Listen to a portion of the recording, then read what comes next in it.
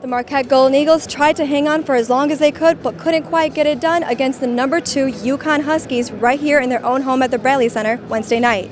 CC Sabathia was not only phenomenal on the mound, but he was great at the plate, hitting a solo home run in the third inning. The Brewers could not have asked for a better Sunday. Besides their 11-6 win over Pittsburgh, Milwaukee also celebrates the announcement of 2 Brewer selection to the National League All-Star team, Ben Sheets and Ryan Braun. Sheets will be making his 4th trip to the All-Star game, and Braun will be making his 1st ever.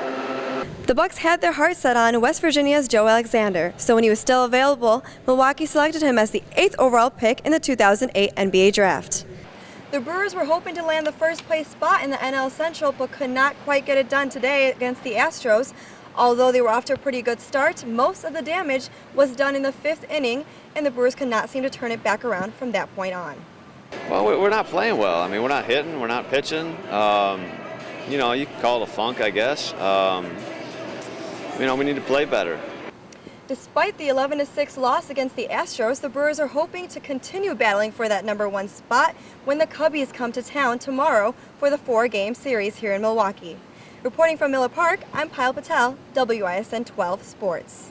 And now Milwaukee has a chance to send off their 3rd Brewer, Corey Hart, who will be turning to his fans for support to become an All-Star.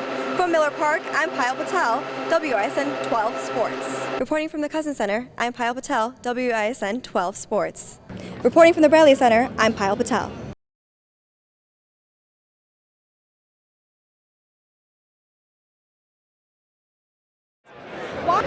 New coach, new era. This Marquette Madness marks the first Marquette Madness ever for a new head coach, Buzz Williams. He did things a little differently this year. Instead of a dunk contest, there was a dunk fest during which every member of the Marquette men's basketball team got to participate and showcase their own styles of dunks. Although there was no official judging, fans were given the opportunity to raise scorecards and rate each dunk. Senior Wesley Matthews seemed to be a crowd favorite, and his challengers were none other than his teammates Joseph Fultz, Lazar Hayward, best friend and 2006 dunk competition winner Dominique James, and defending champion of the past 2 years, Jarrell McNeil. McNeil and Matthews got several chances to retaliate one another, but in the end, Matthews responded with the most memorable dunk of the night to win over the crowd. However, the guys weren't the only ones who got to experience all the fun. The Marquette women's basketball team stole the show with a surprise performance to Michael Jackson's Thriller. Decked out in scary masks and all, the Lady Eagles got down and thrilled the crowd. Sophomore Angel Robinson, the brain behind the operation, explained the team's motive behind the surprise. It was a few of us. We knew it was Halloween was coming up, and we just thought of thing we turn it up a notch, you know, since we don't get a lot of recognition. So we thought, you know, by doing this, we'll get more fans and stuff to come to our games. Me, Marissa, Georgie, like half of the team was just like, you know, we should dance to Thriller. You know, they got the masks, the costumes, and it was just a great thing because Halloween was coming up, and we just put it together. And the night was capped off by scrimmages by both teams, which showcased what they've been working on off-season. Hopefully we'll get to see more of that throughout this upcoming season. Reporting from the Al McGuire Center, I'm Payal Patel.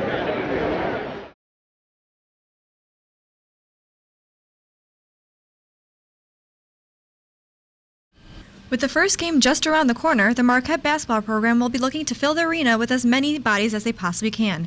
Marketing and Sales Director Craig Pintons talks about the current status and expectations for this upcoming season's ticket sales. Ticket sales have been phenomenal. We're actually on pace this year to break it. Last year was a record-setting year, and this year we anticipate that it's going to be another record-setting year, which is great given the state of the economy. We're pretty fortunate. A question on many minds may be whether or not the announcement of the new head coach has affected sales at all. No, they haven't actually. In terms of negatively, I guess we haven't had one person cancel with the coaching change, which is great.